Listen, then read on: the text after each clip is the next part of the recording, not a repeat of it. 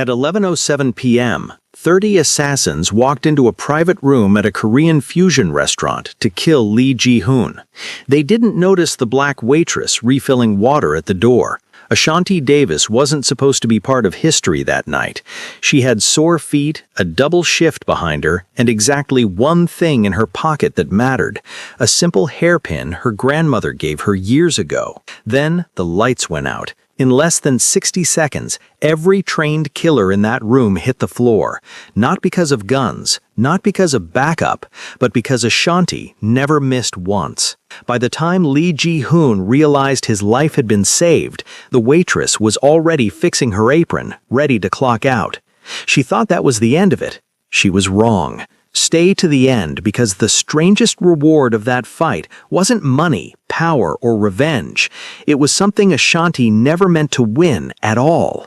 Before the story continues, like this video if you believe ordinary people can do extraordinary things.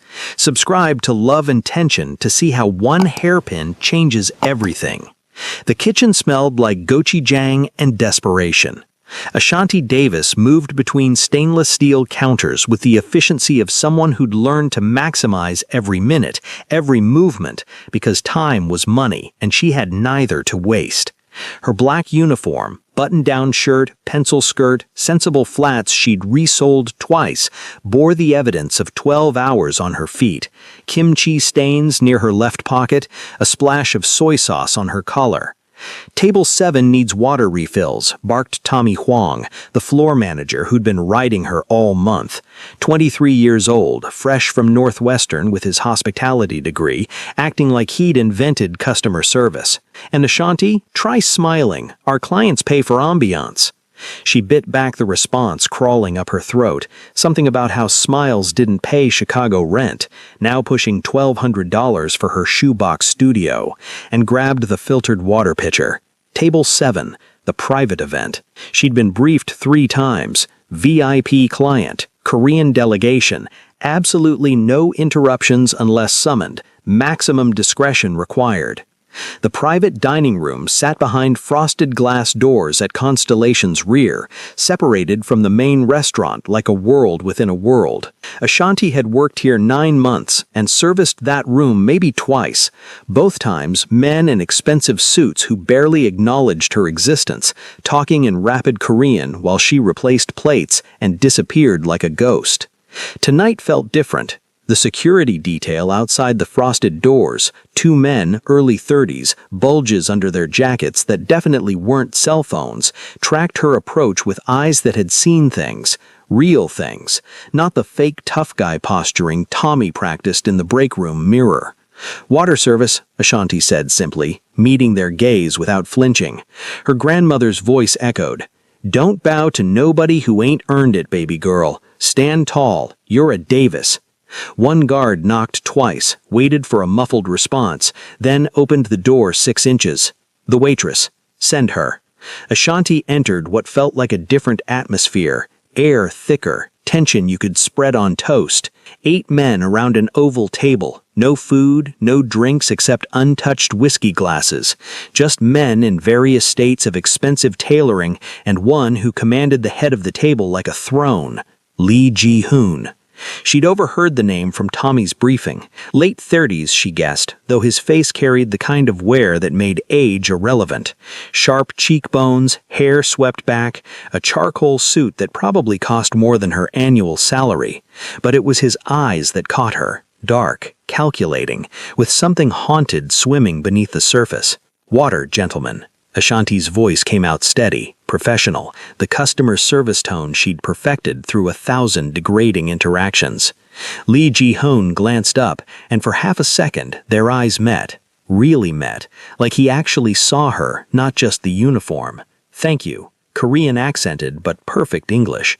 Ashanti moved around the table, filling glasses with the practiced precision of someone who'd learned to be invisible while present.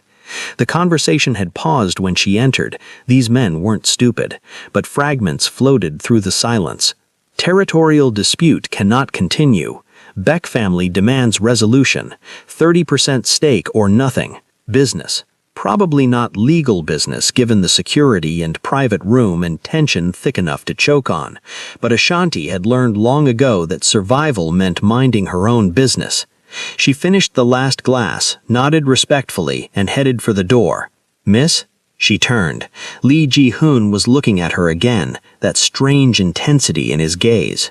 "What's your name?" "Ashanti Davis, sir." "You've worked here how long?" Weird question. 9 months. He nodded slowly, like filing away information. "Thank you, Ashanti Davis." She left, and the door closed behind her with a soft click that felt ominous. Back in the main restaurant, the late dinner crowd was thinning. Couples finishing dessert, business dinners wrapping up, the usual Friday night wind-down. Ashanti cleared table 12, a family who'd let their kids destroy the surrounding area with rice and banchan, and tried to ignore the exhaustion creeping up her spine. Her phone buzzed. Text from Keisha, her best friend since 3rd grade. "Girl, you still at that bougie spot? We're hitting Reggie's at midnight." Ashanti typed back one-handed while balancing dirty plates. "Can't. Rent due Monday. Need these tips." "You work too hard. Bills don't care." She pocketed the phone and pushed through the kitchen doors, nearly colliding with Tommy. "Table 7 just ordered late dinner," he said, consulting his tablet. "Full-coursed meal, 8 people. You're up." Ashanti calculated quickly. Big party, late night, VIP clients. Could mean a 20% tip on what would probably be a $2,000 bill. That was $400, maybe more, enough to stop her bank account from screaming. On it. The next hour blurred into the familiar rhythm. Coursed Korean cuisine, each dish a small artwork she delivered with choreographed precision. Appetizers, kimchi, japchae, pickled vegetables arranged like edible sculptures. Soups, budae jjigae and galbitang in stone bowls still bubbling. Main courses, galbi, samgyeopsal, whole grilled fish with eyes that seemed to watch her. Through it all, Lee Ji-hoon and his associates ate with distracted focus, their conversation flowing in Korean now, occasionally punctuated by English phrases. Ashanti caught fragments. "Tomorrow's shipment. Warehouse on 35th. Back won't accept those terms." She didn't react, didn't slow, didn't indicate she'd heard anything, just served and cleared and refilled and smiled that empty service smile until her face hurt. It was 10:47 p.m. when everything shattered. Ashanti was returning from the kitchen with the final course, an elaborate bingsu dessert tower that had taken the pastry chef an hour to construct, when she noticed something wrong. The 2 security guards outside the frosted doors were gone, just absent. The hallway stretched empty, emergency exit sign glowing red at the far end. Her grandmother's voice again. "When something feels wrong, baby girl, it probably is. Trust your gut." Ashanti's gut was screaming, but she had a $200 dessert in her hands and bills to pay, so she knocked on the door with her elbow. No response. She knocked again. "Dessert service?" Still nothing. Ashanti balanced the tower against her hip and tried the handle. Unlocked. She pushed the door open. The room had transformed into something from a nightmare. Lee Ji-hoon and his 7 associates were still seated, but now they weren't alone. Men, she counted fast, disbelieving her own eyes, at least 20 surrounding the table, all in black tactical gear, all holding weapons that looked military grade. Guns pointed at heads, knives gleaming under recessed lighting, and entering through a service door she hadn't even known existed, 10 more men in identical gear, moving with coordinated precision that spoke of extensive training. 30 total. 30 assassins. 1 target. Lee Ji-hoon sat frozen at the head of the table, hands visible, face carved from stone. His associates looked terrified. These were business criminals, not soldiers. The lead assassin, a man with a scar bisecting his left eyebrow, held a pistol to Lee's temple. "Lee Ji-hoon," Scarface said in accented English, "the Back family sends regards." Nobody had noticed Ashanti yet.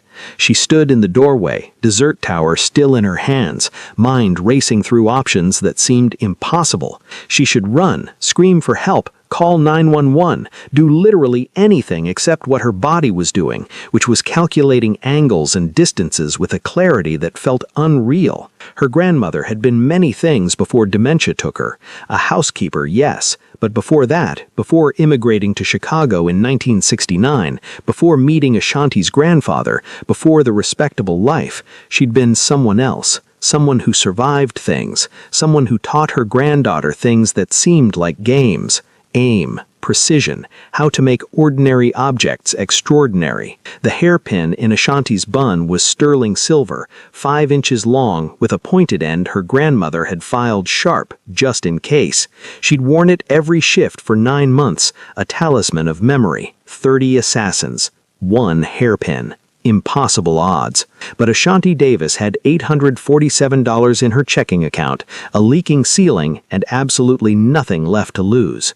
She set down the dessert tower very, very carefully. What would you do in Ashanti's position? Comment below. Would you run or would you fight? Time crystallized into something sharp and clear. Ashanti's heartbeat slowed, her breathing deepened, and the world narrowed to trajectories and vulnerabilities. 30 men, but 30 men focused on 8 targets, their attention creating blind spots she could exploit. The hairpin came free from her bun with a whisper. 5 inches of sterling silver, cool against her palm, familiar as her own heartbeat. Her grandmother's voice, clear as yesterday. Speed and surprise, baby girl. They can't shoot what they don't expect. Scarface was still talking, something about territories and debts and final chances. His pistol pressed harder against Lee's temple. The other assassins formed a perimeter, weapons trained inward, creating a killing box with no escape. Except they'd left the doorway, left Ashanti. She moved. The first throw covered 12 feet in under a second. The hairpin spun through air, catching recessed lighting, and buried itself in the neck of the assassin nearest Lee Ji-hoon. Not Scarface, but his lieutenant, positioned at Lee's right shoulder. The man's gun clattered as he grabbed his throat, choking, and Ashanti was already moving forward, using the dessert cart as a rolling shield. Chaos erupted like a kicked hornet's nest. "Contact! Door!" Ashanti yanked the pin from the lieutenant's neck. He was falling anyway, arterial spraying the wall, and pivoted low. 2 assassins swung toward her, automatic weapons rising, but she was faster. The pin flew again, catching the nearest man in his right eye. He screamed, and Ashanti grabbed his falling weapon, using the momentum to swing it like a club into the second assassin's knee. Bone crunched. She didn't know how to shoot these military-grade rifles, safety mechanisms, firing modes, all beyond her. But she knew physics and leverage. The rifle butt connected with a third assassin's jaw, snapping his head sideways. He dropped, and Ashanti reclaimed her pin from the eye socket victim, not thinking, just moving through the patterns her grandmother had drilled until they became muscle memory. Aim for what they protect least. Throat, eyes, joints. Make every strike count. 4 down, 26 to go. The assassins were reorganizing now, their training kicking in. Scarface barked orders in Korean, and half the team pivoted toward Ashanti, while the others maintained control over Lee's table. Professional, deadly, but also predictable. They moved in standard tactical formations, creating overlapping fields of fire that assumed their target would use firearms. Ashanti wasn't their assumed target. She dove behind an overturned chair as bullets ripped through the space she'd occupied, then came up throwing.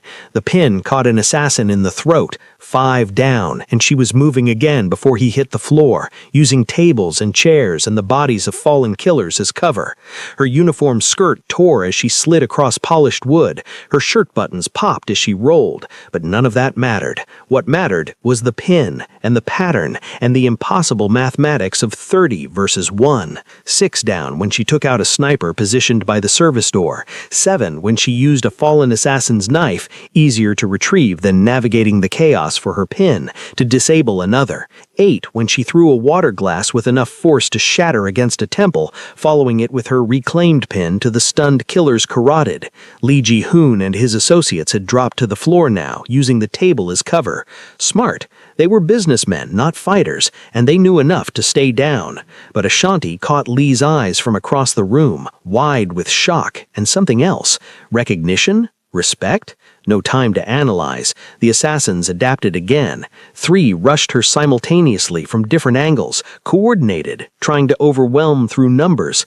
Ashanti let them come, waited until they were committed, then dropped flat. Their bullets found each other. 2 fell. The third stumbled over his dead teammate, and Ashanti's pin found his throat before he could recover. 11 down, 19 to go. Her breath came harder now, adrenaline starting to burn through her system. A graze wound across her left forearm leaked blood. When had that happened? And her right ankle protested when she put weight on it. Twisted, maybe sprained, but still functional. Scarface had abandoned his position over Lee and was orchestrating a more complex assault. He'd seen enough. 6 assassins formed a firing line, weapons raised, while another 6 moved to flank. They'd pin her in crossfire, eliminate angles. Except Ashanti wasn't where they thought. She'd grabbed one of the fallen tactical vests, too big, hanging loose, but the pockets were full of useful things. Flashbang grenades. She pulled the pin, threw it overhand into the center of the firing line and covered her ears. The explosion strobed the room white and loud. Men screamed, disoriented, firing blind. Ashanti moved through the chaos like smoke, her pin finding throats and eyes with mechanical precision. 12, 13, 14, 15. The flanking team turned inward, confused, shooting at shadows and each other. Ashanti helped them along with well-placed throws, a knife here, a thrown chair there, creating false targets. 16, 17. She was bleeding from multiple places now, nothing major, just the accumulated damage of dancing through gunfire. Her uniform was shredded, her bun had come completely undone, and her hairpin was slick with blood that wasn't hers. But she was alive, and they were dying. 18 down when she used a fallen rifle as a javelin, hurling it like a spear into a reloading assassin's chest. 19 when she caught a rushing killer with her pin through his ear canal, direct to brain. 20 down when she grabbed another flashbang and lobbed it into the remaining cluster. The explosion bought her 5 seconds. She used 3 to retrieve her pin, 2 to drop an assassin who'd been stunned by the blast. 21. Scarface was screaming now, all professional composure gone. 9 assassins left, and they were breaking formation, some rushing Ashanti in desperate solo attacks, others trying to re-establish control over Lee's table. Division. Panic. The tide had turned. 22 fell to a knife Ashanti threw with her left hand, not her dominant hand, less accurate but good enough at 6 feet. 23 took her pin through the gap between skull and spine. 24 stumbled into her rising knee, and she finished him with a borrowed blade to the heart. The remaining 6 regrouped near the service exit, weapons raised, forming a final defensive position. They'd given up on the assassination, shifted to survival mode. Scarface was among them, his face twisted with rage and disbelief. "Who are you?" he screamed at Ashanti. She didn't answer, just walked forward slowly, her pin held loosely in her right hand, blood dripping from her left arm, limping slightly on her twisted ankle, but still upright, still dangerous. "Shoot her! All of you, shoot her!"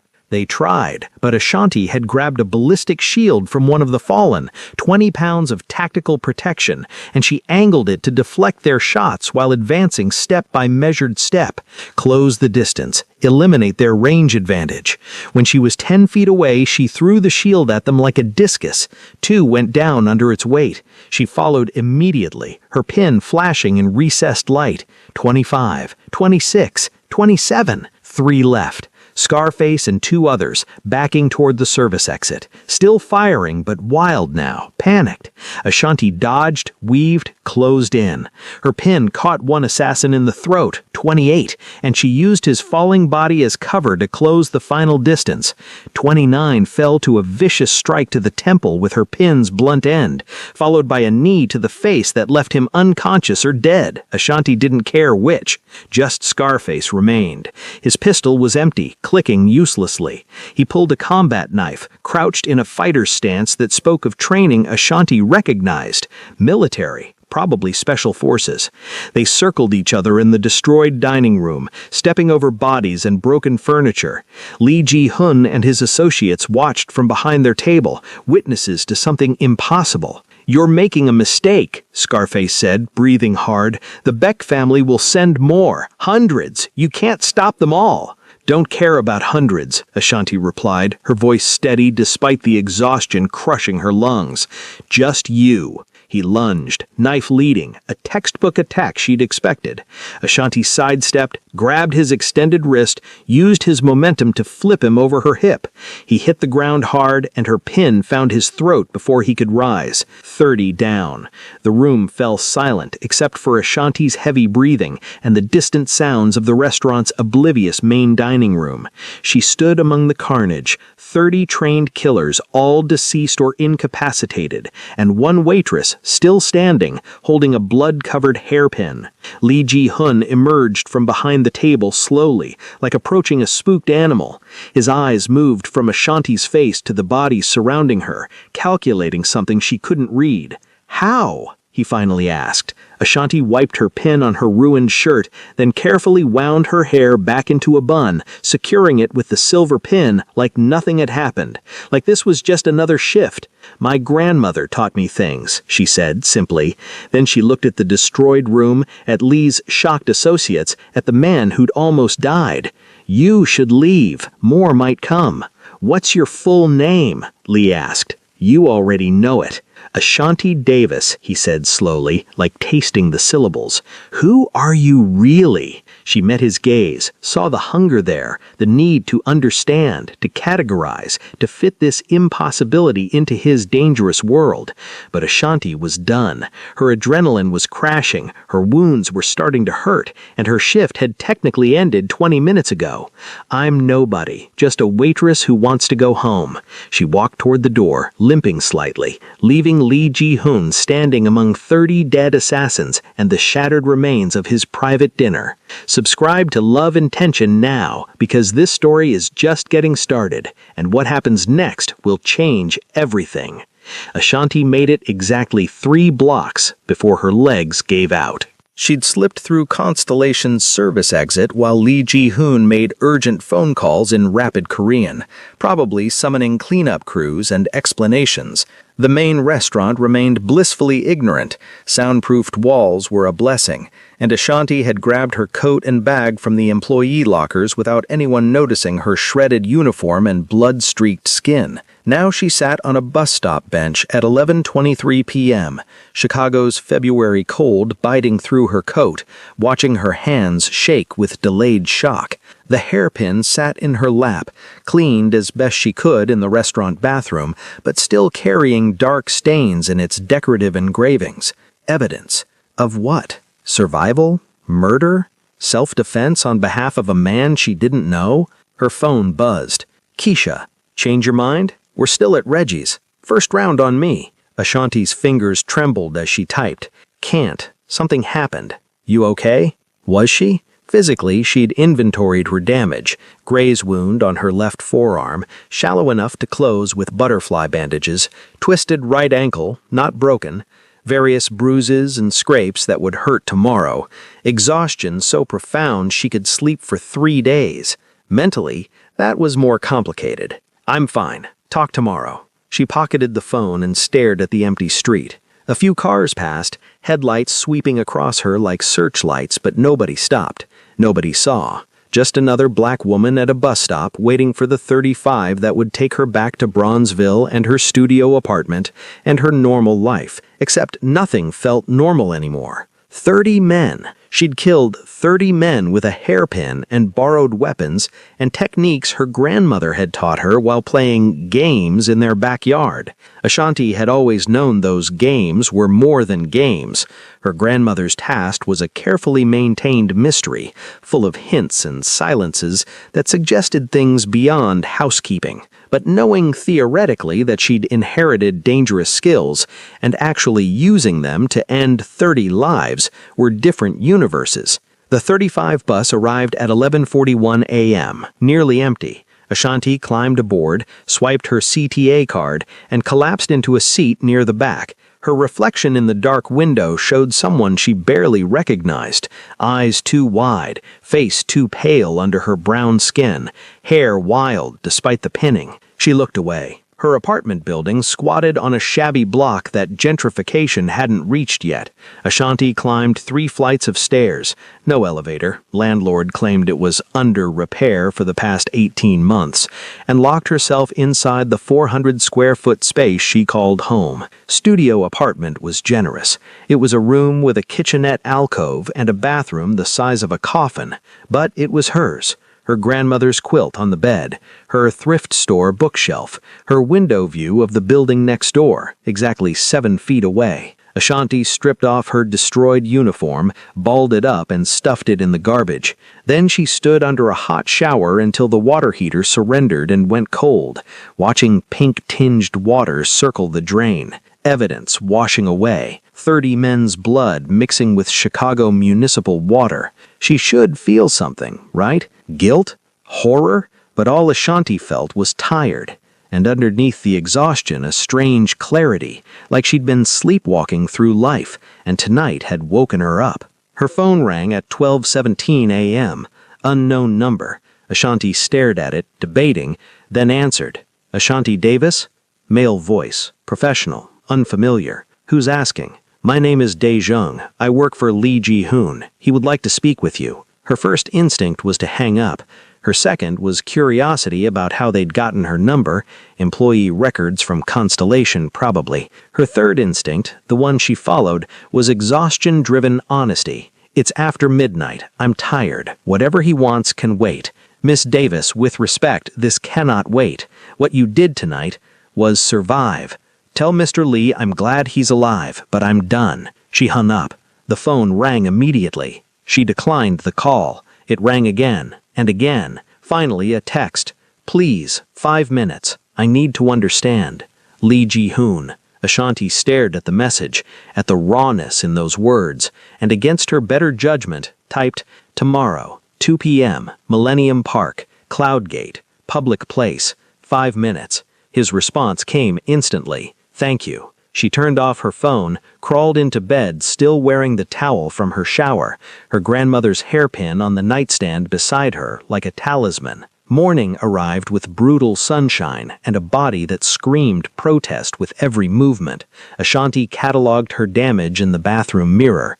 The graze wound had scabbed over. Her ankle had swollen to twice normal size. Bruises bloomed across her ribs and shoulders in abstract purple patterns. She looked like she'd fought 30 trained killers, because she had. The absurdity of it hit her then, standing in her cramped bathroom wearing yesterday's towel. She laughed, a slightly unhinged sound that echoed off cheap tiles. Ashanti Davis, 29 years old, 3 years of community college before money ran out, working minimum wage plus tips at a Korean fusion restaurant, had single-handedly defeated an assassination squad. Her phone, turned back on at 8 a.m., showed 43 missed calls from the same unknown number, plus 17 texts from Keisha demanding to know what had happened.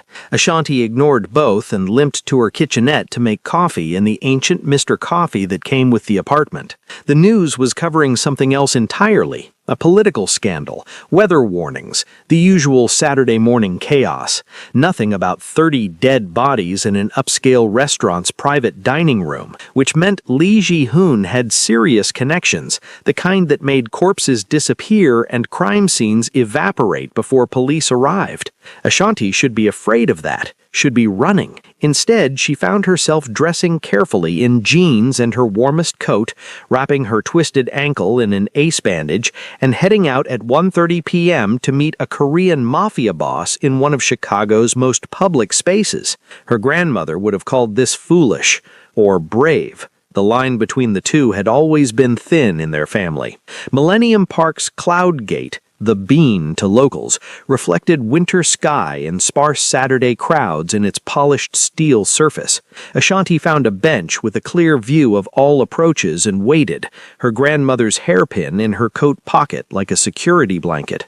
Lee Ji-hoon arrived exactly at 2 p.m., alone, wearing a different suit than last night, but the same expression of intense focus. He sat beside her without asking, maintaining careful distance, and for a long moment neither spoke. "You came," he finally said. 5 minutes. That was the deal. Thank you. He paused, watching tourists take selfies with the bean. How did you learn to fight like that? My grandmother taught me. Your grandmother was a housekeeper, officially. Ashanti met his gaze. Before that, I don't know the full story. She came from somewhere else, someone else. By the time I was old enough to ask real questions, dementia had taken most of her memories. Lee nodded slowly. And she taught you to kill 30 trained assassins with a hairpin. She taught me to survive against any odds. Ashanti shifted, her ankle protesting. Why am I here, Mr. Lee? Because you saved my life and the lives of 7 people under my protection. He reached into his coat pocket slowly, pulled out an envelope. This is inadequate compensation, but I don't want money. The words surprised her even as she said them. I didn't do it for payment.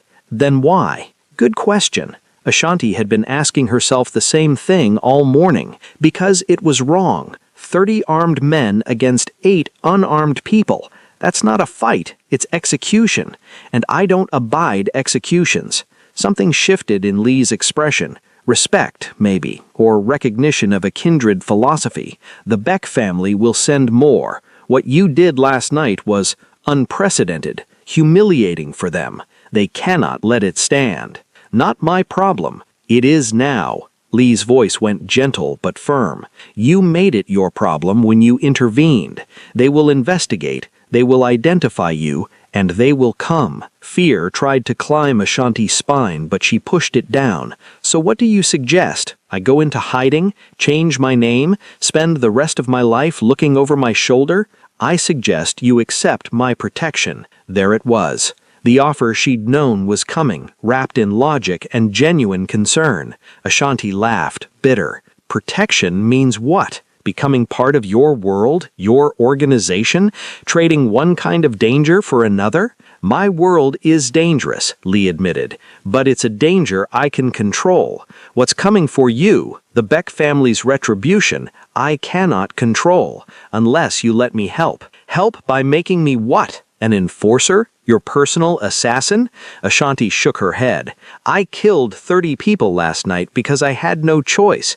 That doesn't make me a killer. No, Lee said quietly. It makes you someone who does what's necessary to protect the innocent. There's a difference. Is there? Ashanti stood, her 5 minutes nearly up. You're a criminal, Mr. Lee. Your organization, whatever it is, operates outside the law. Those 8 people at your table? Probably not innocents. The Beck family sending assassins? Business dispute, gone violent. I don't belong in that world. You're already in it. Lee stood too, maintaining that careful distance. The moment you picked up that hairpin, you entered. The only question now is whether you face what's coming alone or with someone who can actually help you survive. Ashanti wanted to argue, but exhaustion and pain and the weight of 30 deaths pressed down too heavy. I need time to think. Time is a luxury. Lee pulled out a business card. Simple, elegant, just a phone number in Boston silver. When you're ready. If you change your mind, day or night. She took the card reflexively, then turned to leave. Made it 3 steps before Lee spoke again. Ashanti Davis. Your grandmother, whatever she was before, whoever she raised someone remarkable. Someone who sees injustice and acts. That's rare, precious. His voice carried weight. Don't waste it dying alone in a fight you didn't start, but will finish you anyway. Ashanti walked away without responding, tucking the card into her pocket next to her grandmother's hairpin. The next 3 days passed in surreal normalcy. Ashanti called in sick to Constellation, legitimate given her injuries, and spent the time in her apartment, healing and thinking. Keisha visited once, demanding explanations for the cryptic texts. Ashanti deflected with lies about a bad date and food poisoning. The lies tasted wrong, but the truth was impossible. Her ankle healed, the graze wound scabbed over clean, the bruises faded from purple to green to yellow, and through it all, Lee Ji-hoon's warning echoed, "They will come." On the 4th day, they came. Has anyone ever saved you from danger, or have you saved someone else? Drop a comment sharing your story. Your experience might inspire others. The knock came at 3:47 a.m. on Wednesday morning. Ashanti woke instantly, her grandmother's training kicking in before conscious thought. Wrong time, wrong rhythm. The knock was professional, firm, measured, patient. Not a neighbor, not police, something else. She rolled out of bed silently, grabbed the hairpin from her nightstand and pressed herself against the wall beside the door. Another knock, same rhythm, waiting. Ashanti Davis? Male voice, accented, not Korean. We need to speak with you, about Friday night. Her heart rate stayed steady, adrenaline without panic, her body remembering the pattern from 5 days ago. Don't know what you're talking about. Please, we mean no harm. The Bayek family sent us to negotiate. Negotiate. Right. At 3:47 a.m., through her apartment door. Ashanti glanced at the window. 3 floors up, no fire escape this side of the building. The door was her only exit, and they knew it. I'm calling the police, she said, pulling out her phone. Go ahead. The voice sounded amused. Explain to them why 30 assassins died in a restaurant where you work. Explain your skills, your grandmother's past. We've researched you thoroughly, Ms. Davis. The police would have many questions. Stalemate. They couldn't bust in without noise and attention. This building had thin walls and nosy neighbors. But she couldn't leave without going through them, and calling police meant explanations she didn't want to give. What do you want? Conversation. 5 minutes. We're unarmed. A pause. We can prove it. Step back from the door. Ashanti retreated 6 feet, hairpin ready. She heard something slide under the door. 2 handguns, disassembled. Then 2 knives. Then what looked like a tactical baton, also disassembled. Satisfied? The voice asked. Not really, but weapons under her door was better than weapons pointed at her. Ashanti cracked the door, keeping the chain lock engaged. 2 men stood in the hallway, early 40s, wearing business casual that screamed, trying to look non-threatening. Both had their hands visible, raised slightly. What do you want? Ashanti repeated. The taller one spoke, the voice from before. The Bayek family acknowledges your capabilities. 30 trained operatives is not a small feat. They wish to extend an offer. Not interested. You haven't heard the offer yet. Don't need to. Whatever it is, the answer is no. The shorter man smiled, not unkindly. Lee Ji-hoon made you a similar offer, didn't he? Protection in exchange for allegiance. We can offer better, more money, more freedom, less bloodshed. How do you know about Lee's offer? We know many things. We know you've been avoiding his calls. We know you're conflicted. We know you want nothing to do with our world. The taller one leaned closer to the gap in the door. We can give you that. Walk away. Disappear. New identity, new city, clean slate. All we ask is you stay out of our business with Lee Ji-hoon. It was tempting. God, it was tempting. Ashanti could vanish, start over, leave this nightmare behind, go to Seattle or Portland or anywhere that wasn't Chicago with its mafia politics and assassination squads. And if I refuse? The short one's smile faded. Then the Bayek family will be forced to address your interference through other means. There it was, the threat wrapped in diplomatic language. Accept exile or accept death. I need time to think. You have 24 hours. We'll return tomorrow night, same time. Please have an answer ready. They turned to leave, then the taller one paused. For what it's worth, Miss Davis, you have talent. Wasting it on loyalty to people who'll only drag you deeper into this life would be unfortunate. They walked away, leaving their disassembled weapons in her hallway like a calling card.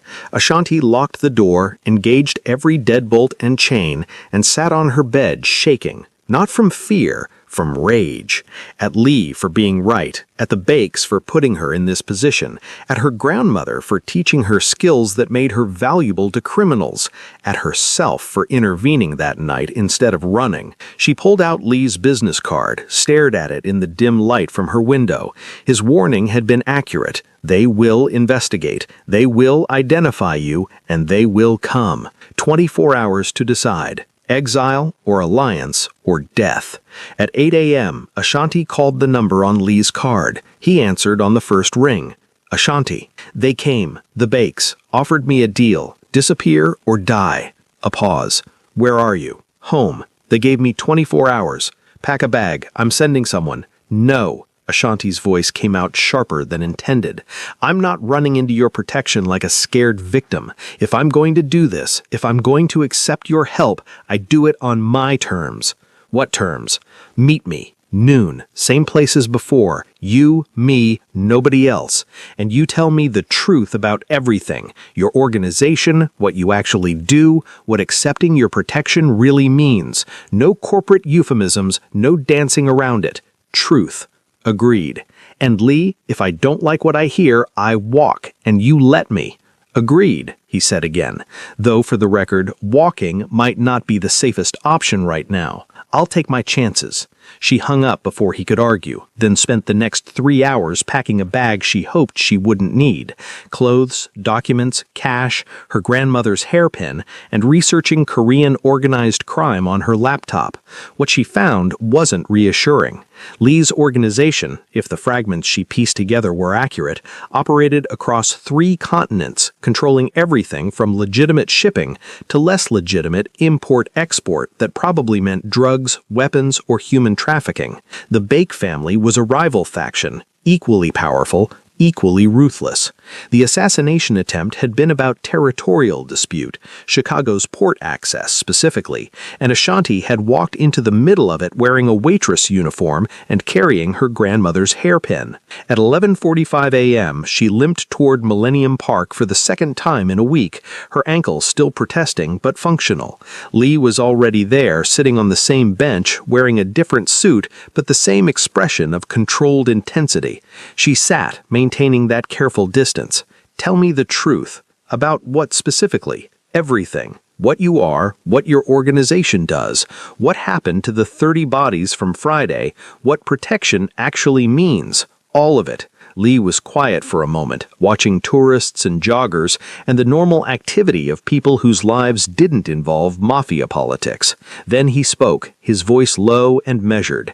My organization is called the Hyundai Network. We control shipping routes, ports, and distribution channels across the Pacific. Some of what we move is legal: electronics, textiles, automotive parts. Much of it is not. Pharmaceuticals without FDA approval, gray market technology, occasionally weapons to regions with arms embargoes. Drugs? No, that's a line I don't cross. He met her gaze. I have lines, Ashanti. Not many, perhaps, but they exist. Human trafficking? Absolutely not. We've actually disrupted several trafficking operations. Bad for business to have that scrutiny. Ashanti processed this. So you're criminals, but selective criminals. Yes. No defensiveness, just acknowledgement. The 30 bodies were cremated. The room was professionally cleaned. Security footage was erased. Police received reports of a gas leak, believable given the restaurant's age, and investigated accordingly. No bodies, no crime. And the Bake family has escalated. The assassination attempt was their opening move in a territorial dispute. Your intervention was unprecedented. It embarrassed them. Worse, it showed their operatives as vulnerable. They can't allow that to stand. Hence the 3 a.m. visit. Hence the 3 a.m. visit. Lee leaned forward slightly. If you accept their offer, disappear, new identity, they'll let you live. Probably, unless they decide you're too dangerous to live alive even in exile.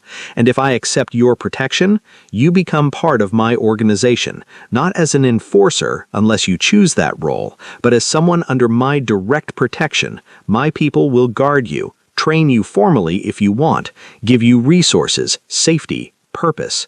In exchange for what? Loyalty, discretion, and if situations arise where your particular skills are needed. He paused. I won't lie and say I'd never ask, but I also won't force. You'd have choice.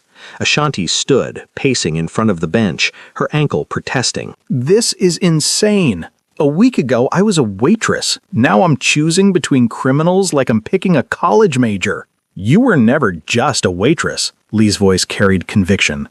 Your grandmother saw to that. She trained you for a reason. Probably because she'd lived this life and wanted you prepared. You can pretend you're ordinary, hide behind minimum wage and studio apartments, but Friday night proved what you really are. And what's that? Someone who acts when others freeze. Someone who sees 30 killers and thinks, not today. Someone rare and dangerous and wasted serving overpriced Korean fusion to people who don't see you. The words hit harder than they should have, because he was right. Ashanti had been hiding, pretending, minimizing herself for years. Since her grandmother's decline, since losing her scholarship, since life had beaten her down into accepting less. "If I say yes," she said slowly, "and I change my mind later, can I leave?" "Yes, with conditions. You'd know too much about my operations. We'd need assurances you wouldn't become a liability. But I don't keep slaves, Ashanti. If you genuinely want out, we'd negotiate terms. And if I say no, walk away right now?" Lee's expression darkened. "Then I can't protect you. The bakes will come. If not tomorrow, then next week or next month, and you'll face them alone. You might win again. You're that skilled. But eventually, numbers matter. They'll send 50 next time, or 100, and hairpins have limits." Ashanti sat back down, feeling the weight of impossible choice, exile into permanent fear, alliance with criminals, or stubborn independence leading to eventual death. "I need more than 24 hours. You don't have them. Then I need guarantees, in writing, proof that if I join your organization, I can leave, that I won't be forced into actions that violate my principles, that—" "Ashanti." Lee's hand moved slowly, carefully, and touched her shoulder. Brief contact, respectful. "I'm asking you to trust me based on one interaction and my word. That's not fair, I know that, but it's all I can offer right now. Contracts mean nothing in this world. They're not enforceable in any court that matters. All you have is my promise. I will protect you. I will not force you, and I will let you leave if you choose. That's it. That's the deal." She looked at his hand on her shoulder, at his face carrying decades of violence and leadership, at the earnest plea in his eyes. This man controlled criminal networks across 3 continents. This man had enemies powerful enough to send assassination squads. This man was offering protection in exchange for trust she had no logical reason to give. But logic hadn't saved her Friday night. Instinct had. And her instinct said Lee Ji-hun, for all his criminal empire, was sincere. "Okay," Ashanti heard herself say, "I'm in.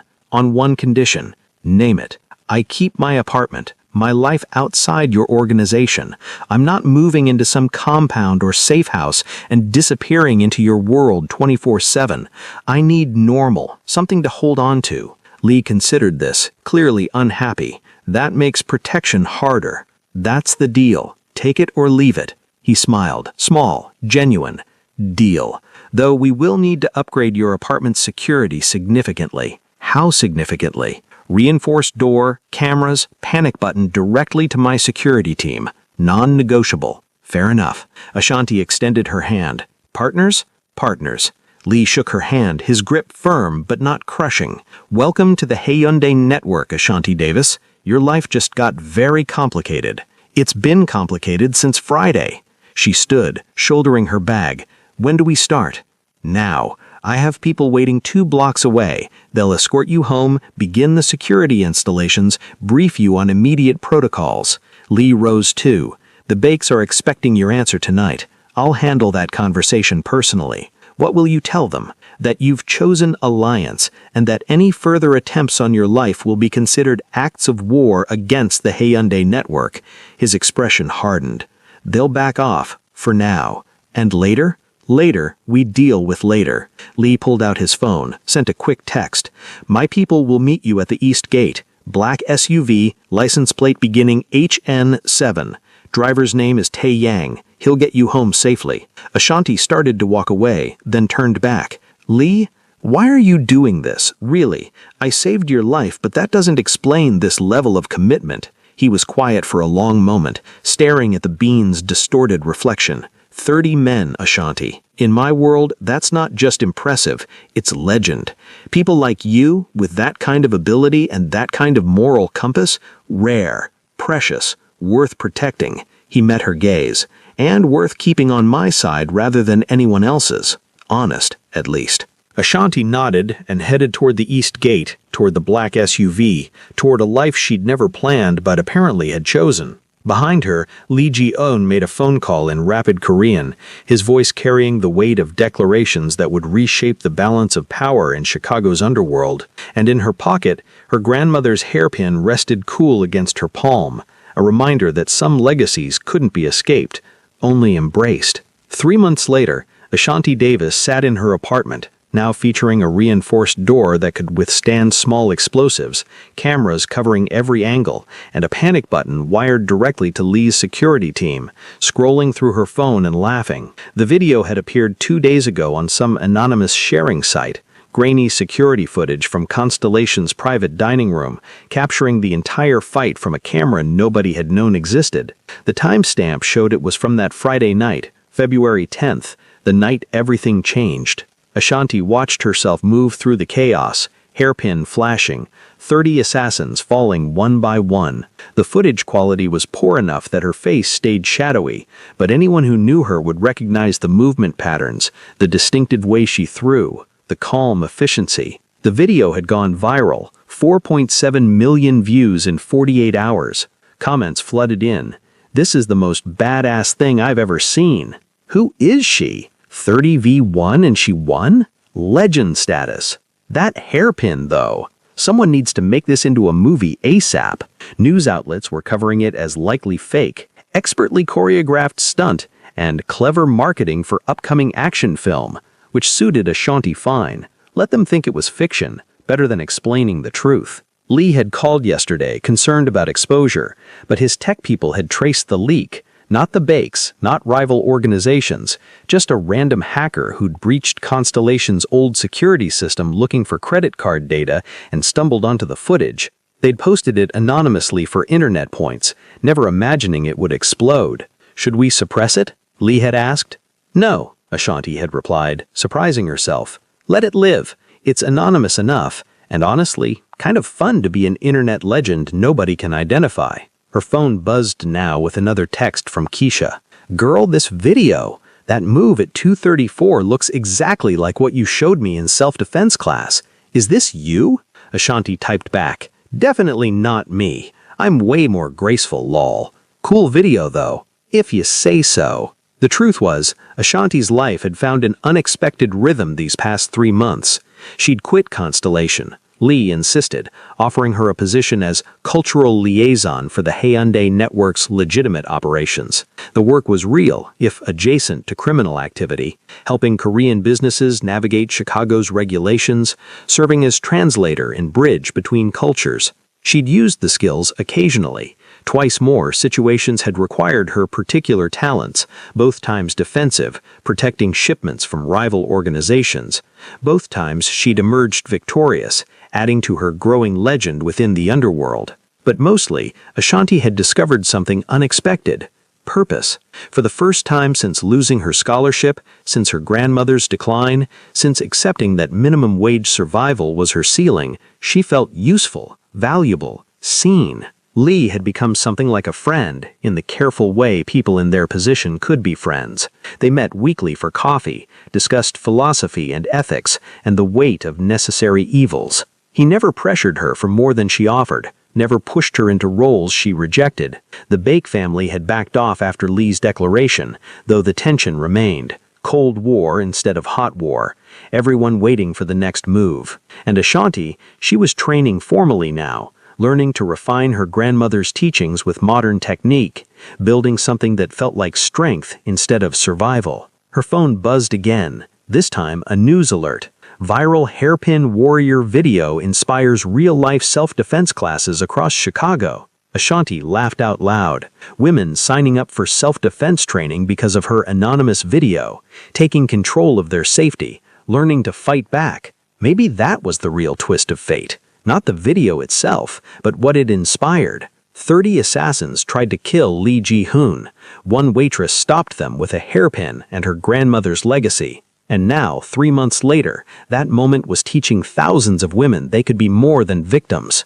She pulled out the hairpin, cleaned, polished, still her constant companion, and held it up to the light. Sterling silver catching sunlight, innocuous and deadly at once.